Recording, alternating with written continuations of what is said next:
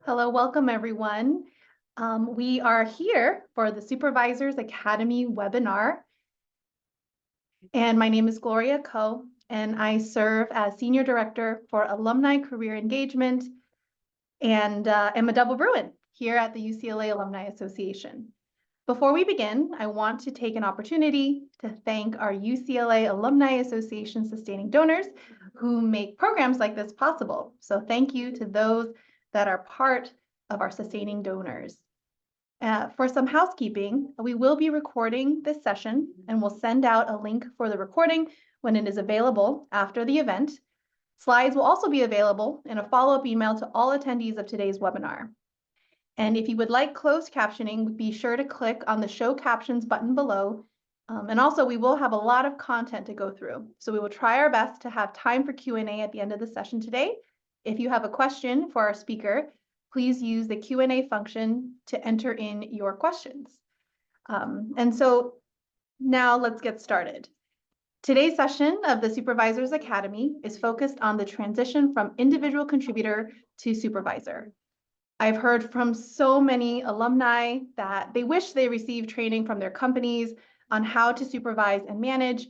And today we hope to give you helpful tools, strategies, and mindset shifts that can help you make the transition smoothly and fruitfully. I'm excited to introduce our speaker today.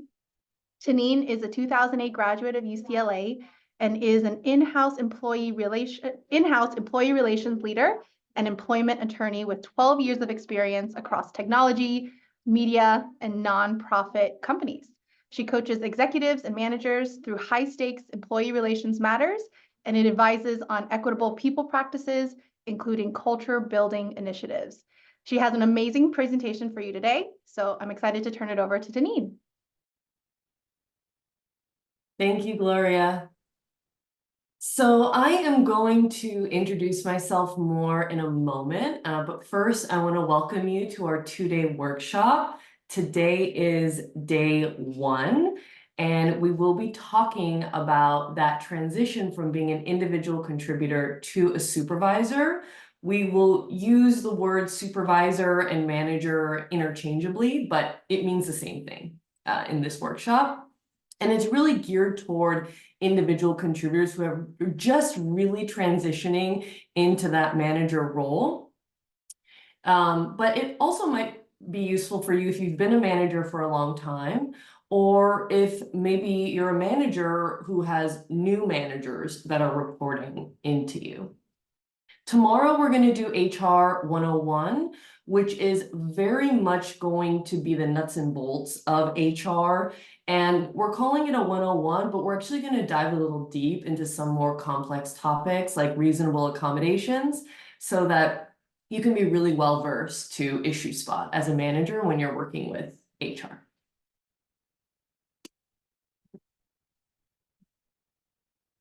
Okay, so we're going to start with a poll here just to get everyone in the mood to think about their experience as a manager. So our first question here is just to get a sense of, did you actively pursue a management role? Did you really advocate for yourself and try to get into a management role? Or were you doing so well as an individual contributor that you were asked to take on more manager responsibilities? Interesting. So the responses are coming in. I'll give everyone a moment. Interesting. So pretty split, I would say, but many of you were asked to take on management responsibilities, which is actually quite common. So we'll talk a little bit more about kind of the mindset shift that comes along with that. And now we're going to do one more quick poll. Question number 2, did you receive any formal manager training before you took on your first role? Maybe it was 2 hours, maybe it was 8 hours. Maybe you were sent somewhere for a week. But did you receive any training, or were you just thrown into the role? Okay, 89% of you said that you did not receive any formal manager training. All right. Well, hopefully, you'll find this 1 hour to be very useful. So a little bit about me.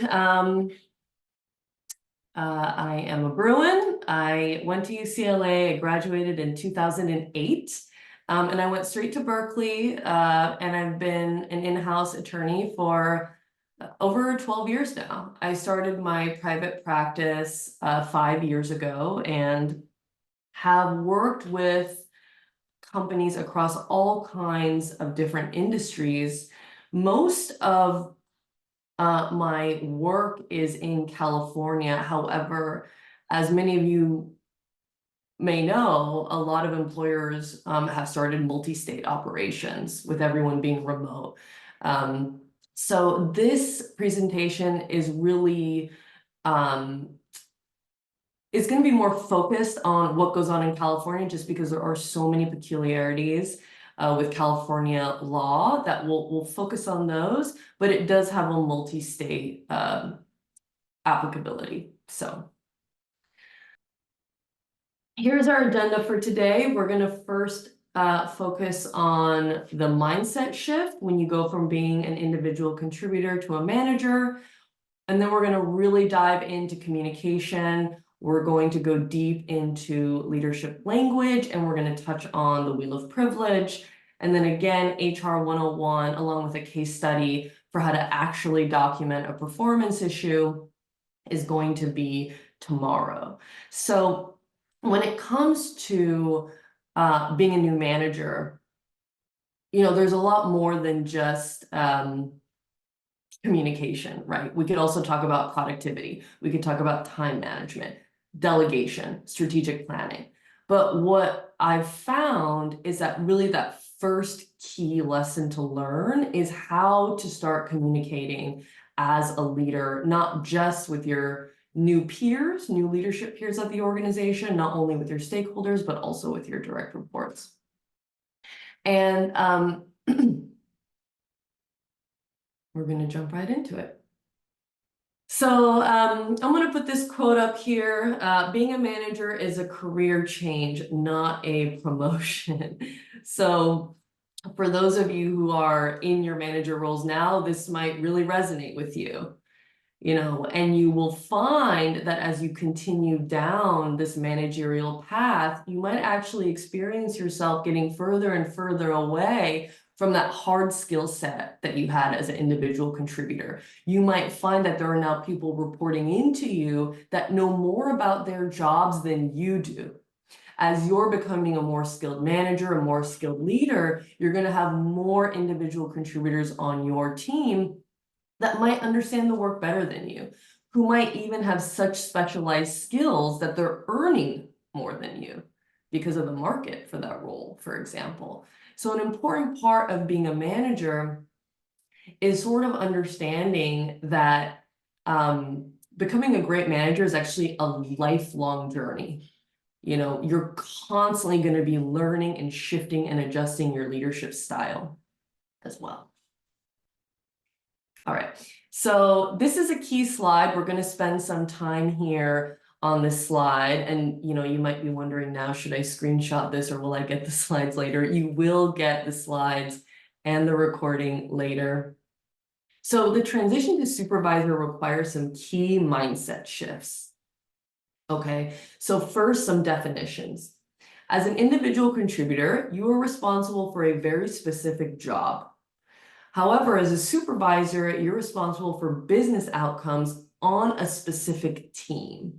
So this is the first shift here, right? Is you're responsible for business outcomes, not individual outcomes.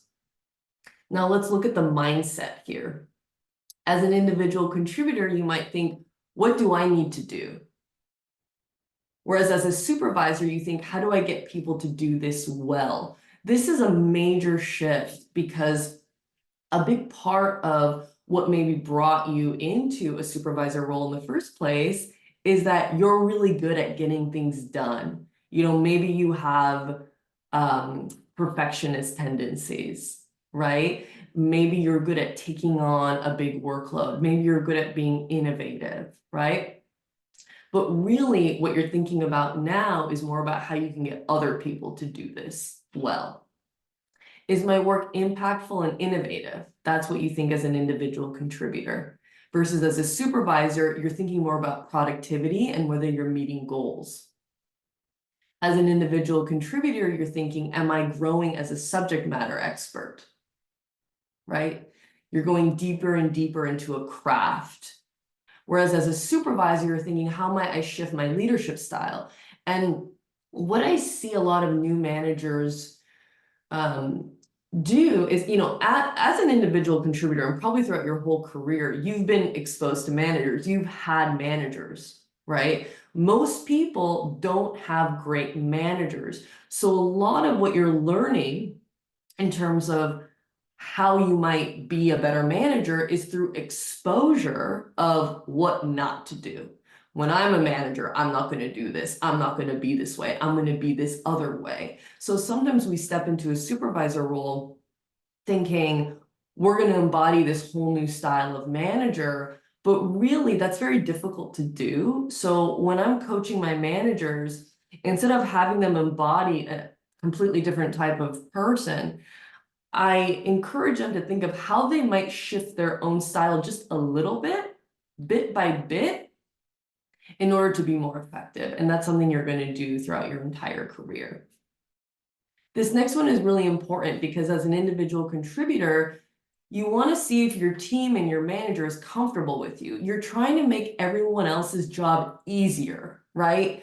Someone who's a really great individual contributor, it makes their manager's job easier, their team's job easier. They're just easy to work with. Whereas as a supervisor, you actually want to get your reports out of their comfort zone. You want them to have discomfort. It's a positive discomfort where they're motivated. You don't want them to be terrified and out of their comfort zone. But if they're in their comfort zone, if they're too comfortable, they're really not going to grow, right? And this is awkward for a lot of new managers, is to push people out of their comfort zone. But this is the new mentality that we need to have, is this person out of their comfort zone? Not terrified, right? But just some discomfort. The next point here is, am I contributing during meetings, right? As an individual contributor, you want to speak up, get your ideas out there, make a difference, make an impact. Versus as a supervisor, you really need to shift into being an excellent listener. And we're going to have a slide later this presentation with some tools on how to really become an effective listener. But listening and checking for understanding. If you're on a team meeting and you're doing most of the talking, something is off, right? You should be doing a lot of listening, checking for understanding, repeating back what you're hearing, drawing boundaries. Next is my manager aware of my activities and progress? Versus as a supervisor, your job is to take a step back and think, am I socializing these ideas and developing buy-in with my stakeholders so that by the time this project is complete, it's ready for approval, right? You're trying to make that approval process very seamless. And what you'll notice as a new manager is that although you have more control in certain ways, you'll never have total control, right? You still need to develop good relationships, and this is the next point, with other leaders and business units. You need to have a relationship with HR. You need to have a relationship with finance, with the business team, with all the different working parts of the organization, so that you can help ideas get approved and get implemented, because that's going to be more motivating for your team, and that's going to make you a great manager. And the other point here is understanding that whether you like it or not, you are now they. You are now a manager, you represent the organization. And with that comes some privilege, which we'll talk about on a different slide.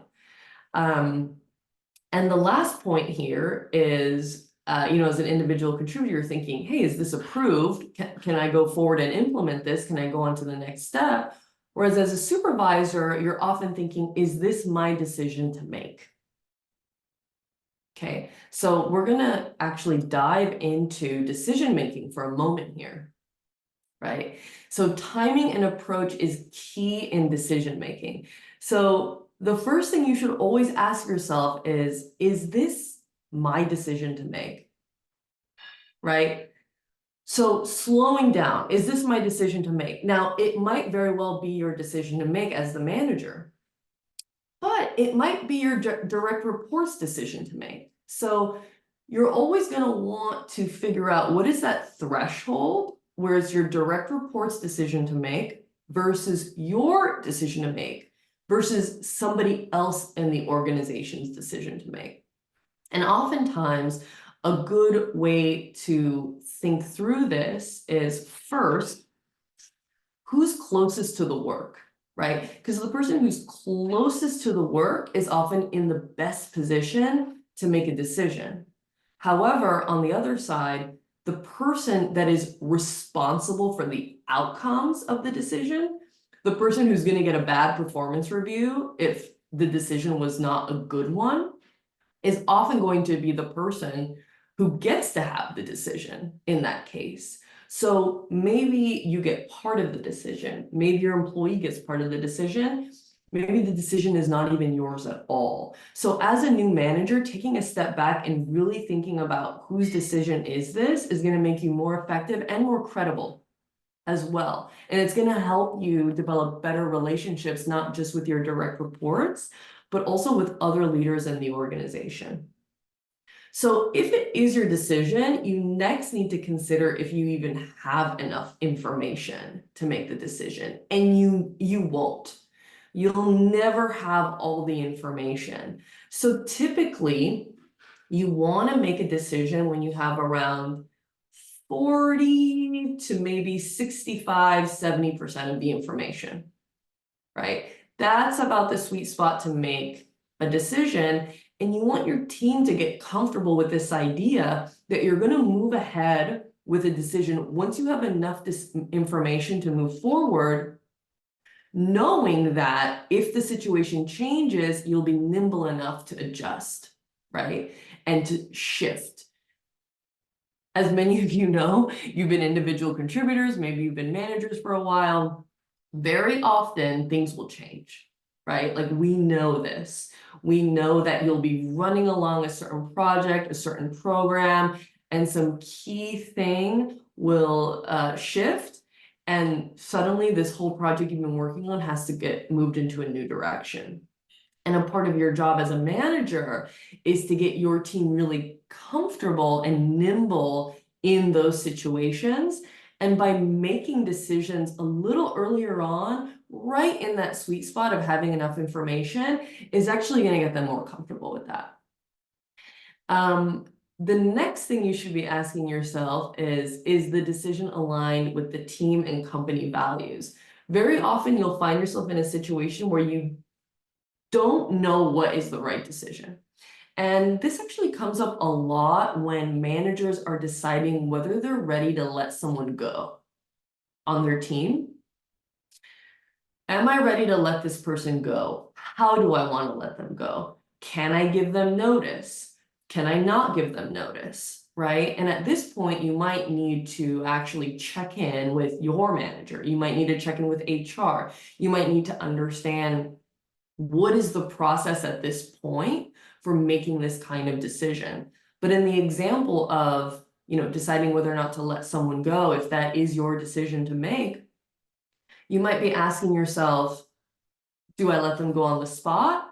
Do I cut off their access? Do I give them some transition time? How do I even communicate this to them?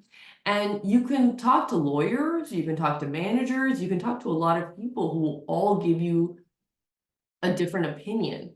And when you find yourself in that situation where you're like, I don't know what to do, that's your clue that you need to go back to values. What does the company value? What does the team value? Does the company value transparency, for example? Or does the company value confidentiality, right? What does the company value? And can that help me make a decision here that's going to be consistent with how the company would typically operate? And this is actually a great way to discover new values or to even test the values that you have and to make sure that you're actually living by them.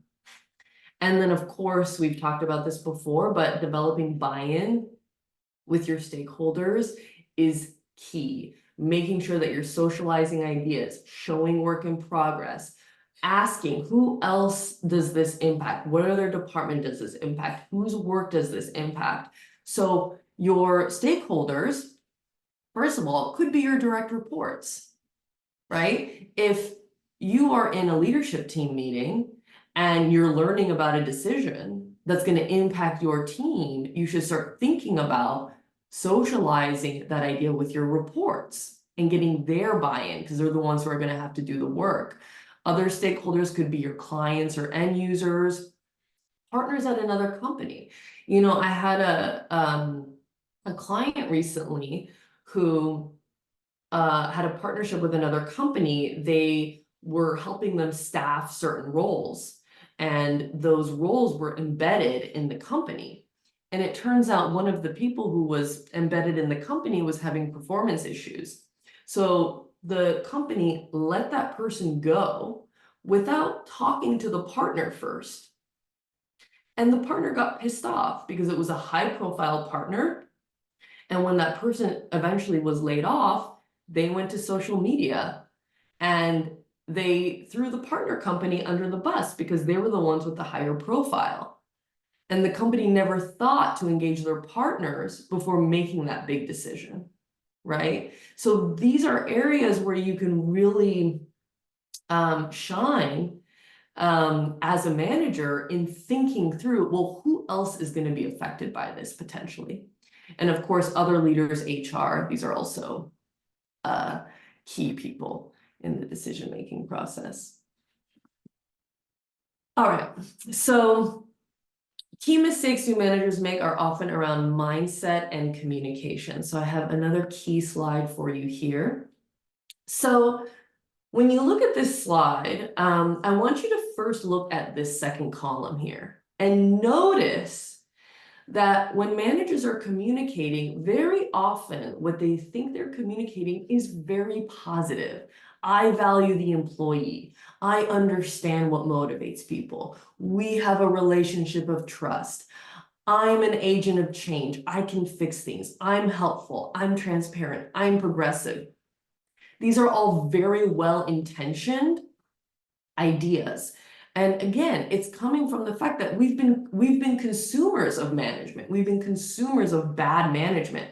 So we go into a management role thinking about how much better we're going to be, but the way it's received is not always in line with how we want it to land, how we want it to be received. So the first mistake that I see my new managers make is judging the work, right? So for example, you take on a management role and you see that one of your new employees is doing a task that you consider is grunt work, that you think could be outsourced, that you think someone at an assistant level could do.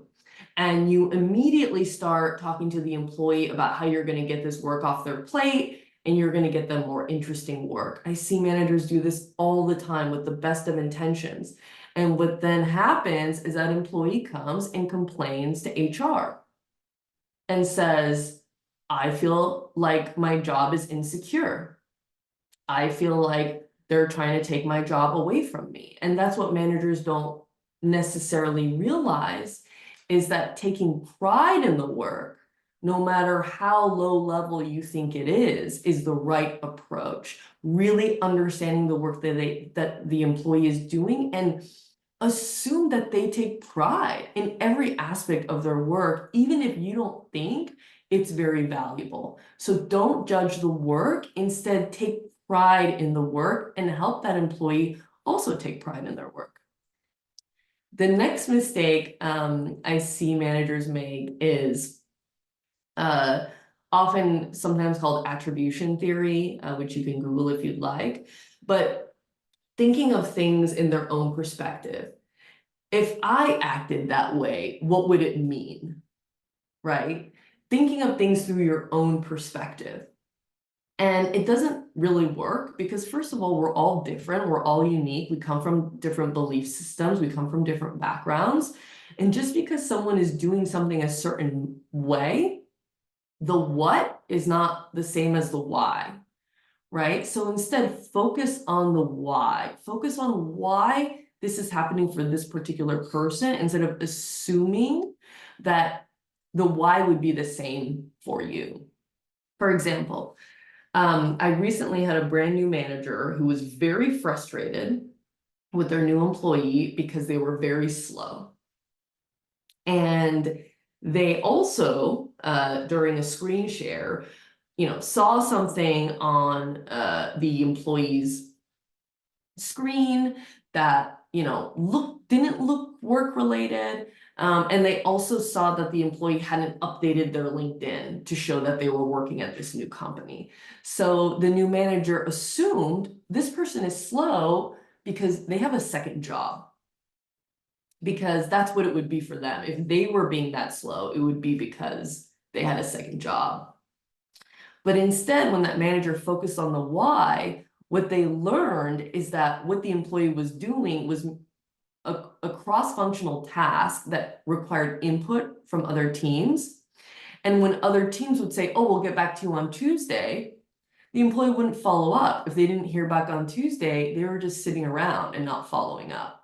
So it really had more to do with the employee's lack of understanding that they were required to follow up and less to do with some like conflict of interest because they were moonlighting. The next one is venting to the wrong audience. So it's very difficult, right? Especially if you're someone who's, you've been on a team, everyone on this team is your peer, and now suddenly you're the manager of that team. It can be very awkward.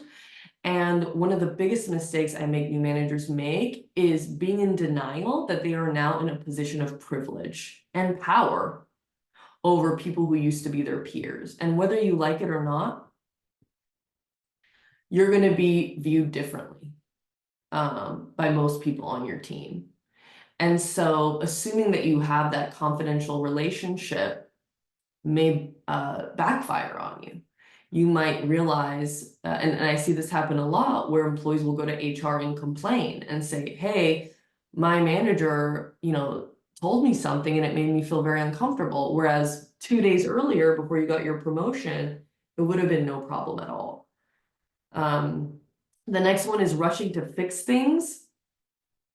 You come into your new role and you suddenly realize, you know what, we need an intranet. An intranet would make a huge difference for the marketing department.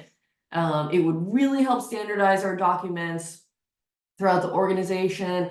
We need an intranet. And you start rushing into fixing things where instead you should slow down, do your homework, and ask questions. Have we ever considered an intranet? Oh, we have. Okay, what happened? Where are those materials? What went wrong? Why didn't it work? You'll be so much more effective as a manager if you ask questions and assume that you're not the first person to realize this is a problem and try to fix it. So that's a big blind spot with managers, new managers, because as an individual contributor, you don't necessarily have a lot of transparency into what management is trying and attempting to do. So if you come in very quickly and don't ask a lot of questions and build on what's already been done, you're just going to cause a lot of frustration for other leaders, and they're going to view you as someone who is not necessarily collaborative. The next one is taking over delegated tasks. This is also often looked at as micromanaging. My manager is impatient, they micromanage me, they don't trust me.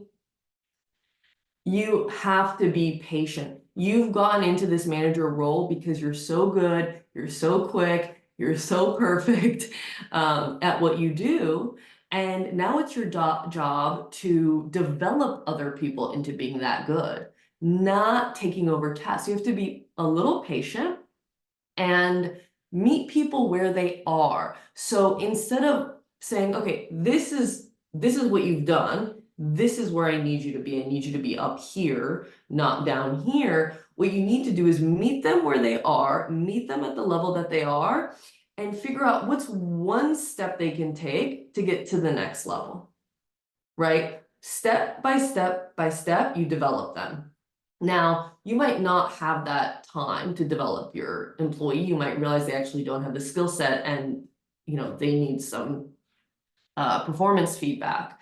But if your goal is to develop your employee, you actually have to not take over the work and instead meet them where they are and get them little by little closer to meeting your expectations.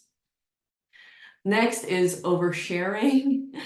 Again, listening is more effective than oversharing, even if you're trying to be as transparent as possible. And we'll talk more. I have a toolkit later on for how to effectively listen as a new manager. And then last but not least, trying to be friends with your reports or trying to be liked by your reports or trying to win their approval or win their respect.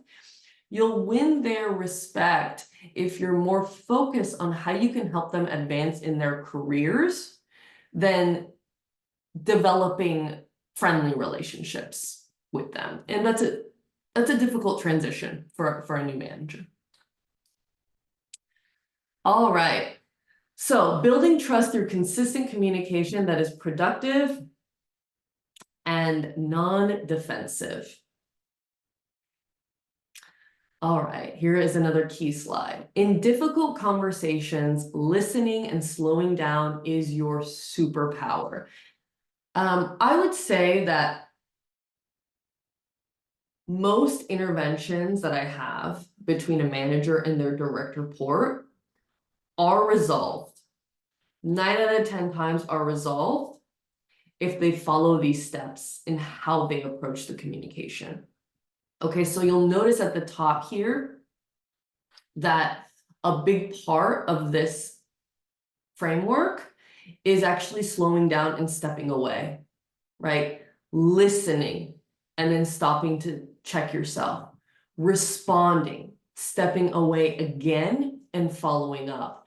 One of the reasons why this is effective is that your employee gets heard. And also another reason why this is effective is that it provides the experience of due process. There's actually some process that we're going through here to get some closure and to get an answer. Whether they like the answer or not, they had a clear opportunity to be heard. This listening phase is key, right? When you're in a difficult conversation, hear everything.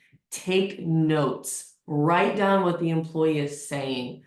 When they're done speaking, ask them, is there anything else? What else can you tell? Get them to share everything. Don't interrupt. This is so key. Don't interrupt them, right? Acknowledge what's frustrating. Check for understanding. Checking for understanding, what will make you a great listener and what will help your employee feel heard is if you can summarize what they're sharing with you better than they could have done it themselves. Wow, this sounds really frustrating. You already had so much on your plate and you were telling everybody and warning everyone about this potential red flag and it was ignored and now it's come to fruition. Right? And it's like you said it so clearly and succinctly in a way that they feel heard, and you know they feel heard because they start nodding. Yes, that's how I feel. Right? And this is one of the most key areas. So many times I see managers skip this step and go directly to explaining or responding. And you're missing a key opportunity to build trust, to build credibility, and to allow the employee to be heard and feel heard. Now, sometimes, if it's appropriate, I'll even share the notes that I took with the employee. Here, I took these notes from our call. Do you think it's an accurate reflection of our conversation? Right? Feel free to put comments in it or add your own notes as well, right? Especially if you want to create a really clear uh, paper trail of what these communications were. Now, another mistake I see managers make is that they feel like they're supposed to have all the answers and they're supposed to respond to things and have the answers right on the spot, but you never do. You rarely, if ever, actually need to respond right then. So this is when you stop yourself and you think, okay, what do I absolutely know for certain that I can respond to? What do I absolutely know for certain that I can clarify and that I know, right?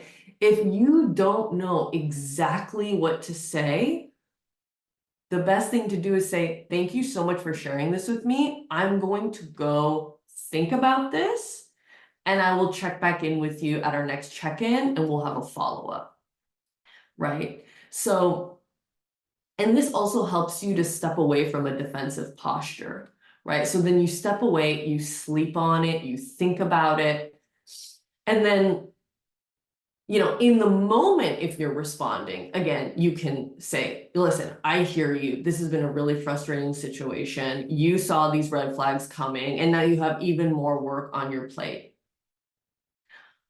I still need for you to make these corrections by the deadline, and I know it's asking a lot, but I need you right now, right? So you still make the request very clear, but after they had an opportunity to be heard. You can admit to your mistakes. Again, agree to look into other items and report back. And in the time that you step away, this is very key because you can align with your own manager, HR, other stakeholders, do your homework, sleep on it, and think about what is your goal, right? Because a lot of times I see that managers are being very transparent. They're sharing a lot of information, which actually might overwhelm the employee. And they're not really focused on what their goal is in the communication. And more often than not, your goal as a manager in any communication is productivity. Your goal is, if my goal is productivity, if my goal is for this to get done, what am I going to communicate and what am I going to do at this point, right?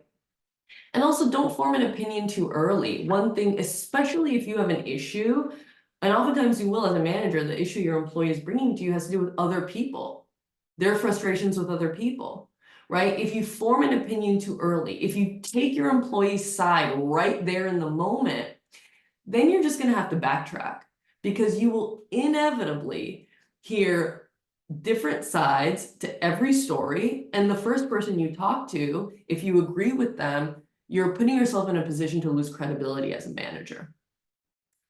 And then, of course, last but not least, you stick with that follow-up. You follow up with the employee when you said you would. You explain why or why not. You explain the constraints. You follow up in writing if necessary. And sometimes the follow-up is, hey, I looked into this and I'm actually not at liberty to share with you the details of this. Or this is actually something private related to another employee. And I know it's really natural to be curious, but we have to extend that privacy and we would give you that same courtesy if you were in the same situation. The last thing I'll say about the follow-up, and this is just one little bullet point on a slide of a lot of bullet points, but repetition is key. You know, as a manager, you'll probably find yourself with like 5 to 10 phrases that you find yourself repeating over and over and over and over. And one of the things you might be repeating is copy me on that email. Something that simple, copy me on that email, copy me on that email. And you might think, I've told my team to copy me on emails all the time, right? And they still don't do it. And a part of it as a manager is repetition, repeating yourself over and over again. And we'll talk a little bit more about repetition tomorrow when we talk about documenting issues. Okay, so I am going to talk about the wheel of privilege now for a little bit. So we're just going to touch on this. And if, you know, some of you very well may have already gone through a wheel of privilege training. Wheel of Privilege trainings and workshops are becoming more and more common. I see them now all the time. So if you haven't been exposed to it before, I want to take this opportunity just to introduce the concept to you, so that if you ever find yourself in one of these trainings as a manager, you already have some exposure to it. And I'll share with you what I find are some of the key aspects of it, key takeaways that I like my managers to walk away with. If you have a piece of paper or a pen handy, this might be a good time to grab it. So this is what the Wheel of Privilege looks like. Now, if you go on online and you search for Wheel of Privilege, you will see infinite number of these wheels, and they all look a little different. But typically what you'll see is, a wheel shape. In the center is power or privileged, or, typically an unearned benefit. And then at the end of the wheel, you'll see marginalized or oppression, right? So the idea here is that each one of these spokes represents some factor where you can be more privileged or powerful, or you can be more marginalized or oppressed. So for example, for me, if we look at this spoke here, that's called post-secondary education. If you have a post-secondary education, I went to law school, so for here, I might feel closer to power here, right? Versus someone who maybe hasn't had formal education, they might feel more marginalized, right? So if you kind of draw a circle on your piece of paper, and you kind of look through some of these spokes, you can kind of maybe plot out, here I have some disability, my citizenship status, I'm very privileged, gender, English speaking, socioeconomic status, housing status. And as you might imagine, there's limitless possibilities for what could be different spokes on this wheel. And this tool is used by a lot of trainers to try to help people understand what's on the next slide, which is how does this impact how you show up as a manager or leader? Like, what are the factors at play for you in kind of becoming more introspective, becoming more self-aware? And one of the main takeaways here for the Wheel of Privilege that I like my managers to walk away with is understanding that depending on the context of the wheel, whether we're in a capitalist society, for example, what is powerful and what is marginalized can shift and can change, right? And the way that this really matters for you as a manager, and maybe you've noticed this in your career, is that what's considered good or bad communication is often determined by those who have power. For example, in a capitalist society, a sense of urgency is considered good, right? But that's not true for every culture, right? That's not true universally, right? So when you're talking to your employees and you're talking about what's good or bad, it's really important to keep in mind what's the context of this, because this is good or bad is often determined by those who have power. So we want to kind of shift our language from good or bad to what's effective, and to keep in mind that everyone is bringing their own belief systems to the table. So here are some of the main takeaways that I'll let you read through while I read out loud. Communication is culturally specific and subjective. Power, positionality, and culture privileges certain modes of communications over others, and these are the seeds of interpersonal conflict. And of course, diversity brings diversity and expectations around communication and styles. The more diverse your team becomes, the more diverse their expectations are. Some people think, well, the more diverse our team becomes, the less complaints we'll have around diversity. Well, no, the more diverse your team is, the more psychological safety there is, the more comfortable people are going to be to speak up. So you might actually experience more complaints, more differences in expectations, more things to work through as a team, which is positive, the more diversity you have. And this is just a picture to kind of show what culturally mindful communication might look like. This is you, this is your identity, your story, your beliefs, and this is, your direct report, and this is all happening, in the context of positionality, power, and systems of power and oppression. I'm going to speak on this very briefly, but a lot of managers these days will use what's called a communication profile or a user manual. You can Google this. Here's a resource for you here, where managers and new team members will actually create a little user manual for themselves that answers some of these questions, that helps people understand their colleagues a little bit better. Okay. We're going to talk a little bit about receiving and giving feedback.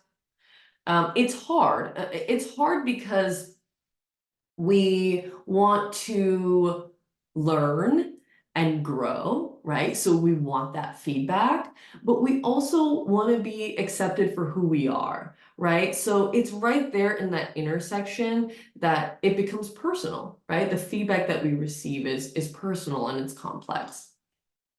So this tool here is a way for you to think about the steps of observing a performance issue and what might eventually lead to a separation or a formal notice or performance improvement plan. I want to say, depending on your context, your company, where you're working, you want to make sure that you understand what the expectations are in your environment of how quickly you're going to connect with HR when you notice a performance issue. But typically, I would suggest this approach to any new manager from day one when you start working with your new employees is to create a habit of observing performance issues.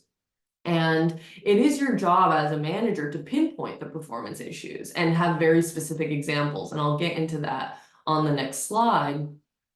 So during your one-on-ones with your employees, which you should be having a one-on-one at least once a week, especially if you're in a remote or hybrid environment, you want to get into the habit of observing something specific, describing the impact, right?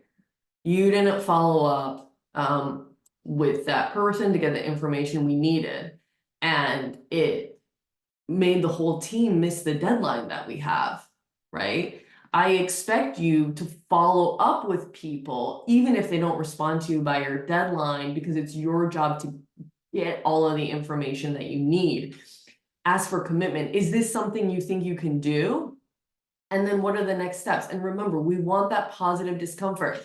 If you are giving your employee feedback and the conversation goes really well,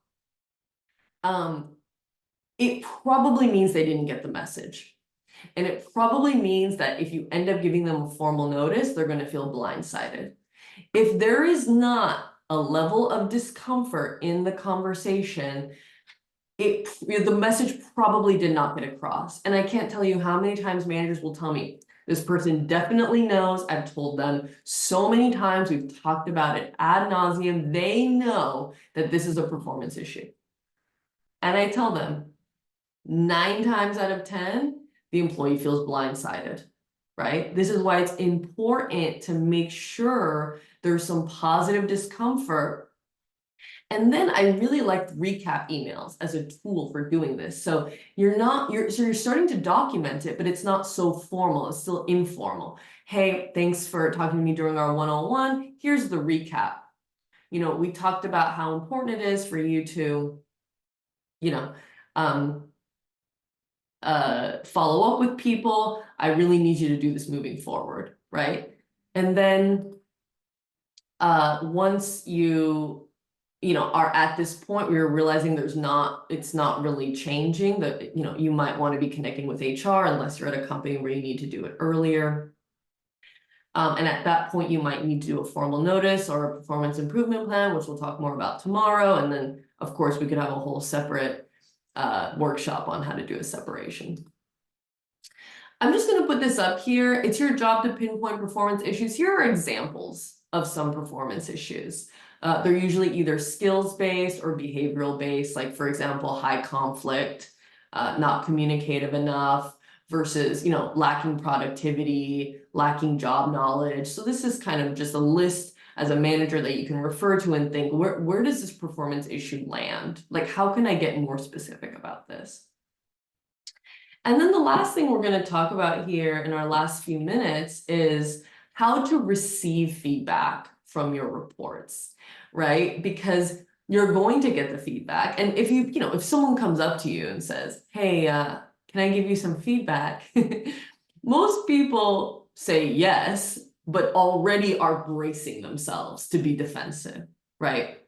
And what you want to do as a manager is to learn how to be non-defensive. Because if you can be non-defensive in these situations, it will improve your credibility enormously.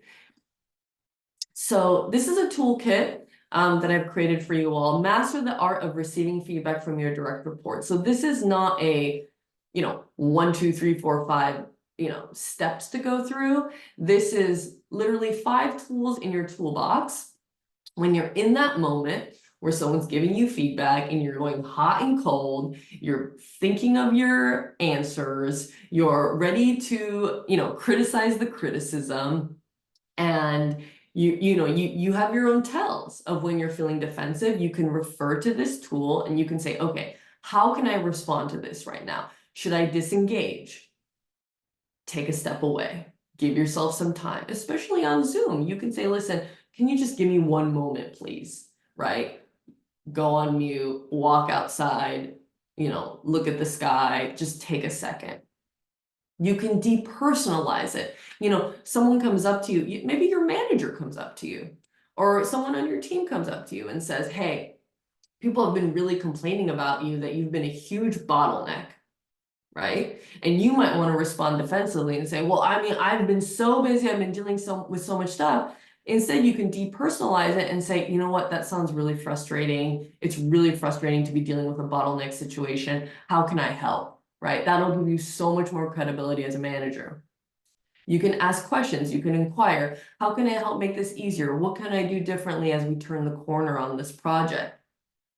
You can disclose. This often happens when you transition from being a manager, right? You might have a bunch of information that your peers told you as a peer that now as a manager, you feel obligated to disclose to HR. Hey, we're about to do layoffs and I happen to know that this person on my team is going to be leaving because they're going to go hike the, Pacific Crest Trail, I forget what it's called. And then they come up to you and say, oh my God, I told you that in confidence. How could you go and tell HR that? And then that's when you can disclose, I should have talked to you, you're right, with you leaving, I'm worried about the team. And then you can empathize with them as well. You're busy right now, I'm just adding more to your plate. One thing that I want you to recognize is that rewarding the feedback can be very powerful. If people feel good about themselves for giving you the feedback, feel like, wow, this is the best feedback that I've heard in a long time. Thank you so much. That's rewarding for people. They'll be more inclined to give you feedback, right? And then think of your own examples. That's a great way not to be defensive. Like with the bottleneck situation, you can be like, oh, like how I didn't get back on the red lines for 2 weeks. Is that an example of when I was a bottleneck? Yes, that's a great way to also receive feedback. Okay, and I think I'm doing okay on time. So this is what we'll see if there's any questions in a moment.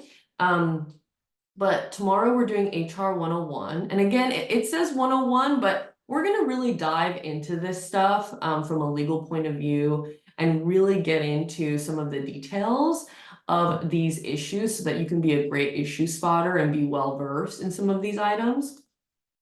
And here's my contact information and some of the stuff that I tend to help my clients with. Well, Taneen, we have about maybe a couple minutes. So we have 3 questions that came in. Let's see how quickly we can get through them. If we don't get through them today, we'll try to answer them tomorrow too in our session. So the first question that actually came in is a good one because it looks like they're a manager of managers. So as a business owner, what is my role when I have managers and supervisors? Yeah, well, you want to help your managers become effective in their roles as well. So I think a great thing that you can do, first of all, you know, by virtue of your role, you're in a position to give feedback, right, to your managers. But I find that actually actively getting their consent for a coaching relationship can be a great way to kind of get into that space where you can help them be more effective in their roles and support them as managers. And also one thing that you can do is help offer 360 feedback, because a lot of companies don't necessarily do 360 feedback for mid-level managers. So if you can put yourself in a position where you can really help give them feedback, and I would say with managers, one developmental thing at a time. Like one thing that you want them to improve on that you think is really a priority. Like, I really want you to pay attention to how much space you take up in meetings. Or I want you to challenge yourself to be the last person to speak in a meeting. Or I want to challenge you on your time management, right? Like find one thing at a time that you can help them improve on. But really, if you're managing managers, you want them to improve as managers, but also you're really in a position where you are you're managing kind of the major goals likely for a department, right? So that's another part of your role, is making sure that your team is going to succeed, not only in meeting those goals, but also in whatever work product they create actually getting implemented into the business so they have high morale. So I would say a big part of your job is coaching up your managers, but also playing really well with other leaders, like really improving your relationships with other leaders as much as possible, especially because when it comes to crisis, that's when having your relationships with leaders and stakeholders is really going to come in handy. So that's what I'll say on that one. Great. Well, we are at time, so I apologize to the other questions that we're not able to answer right now. But thank you so much to Taneen and for just walking us through this great start to understanding what it's like to be in the transition to go from individual contributor to being a manager. I also want to share with everyone, we are also welcoming your feedback. So if you have an opportunity, fill out this survey. Share with us your experience today and also topics you would like to hear in the future as well.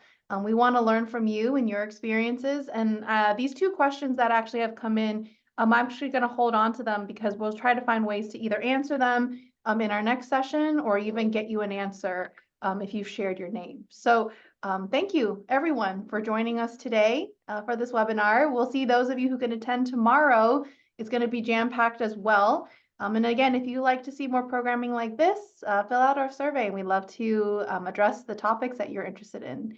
And so thank you, Taneen, for your time today and for walking us through all this. We look forward to those of you who are joining us tomorrow. Take care and go Bruins.